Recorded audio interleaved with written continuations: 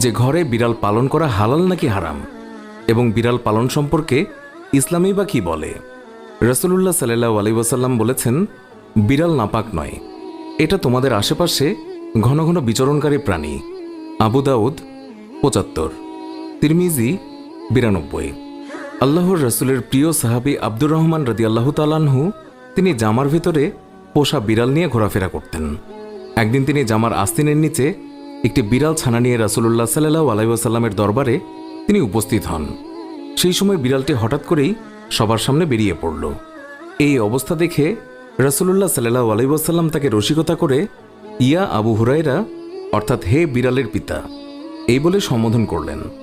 এরপর থেকেই তিনি মূল নামের চেয়ে আবু হুরায়রা নামে বেশি খ্যাতি লাভ করলেন।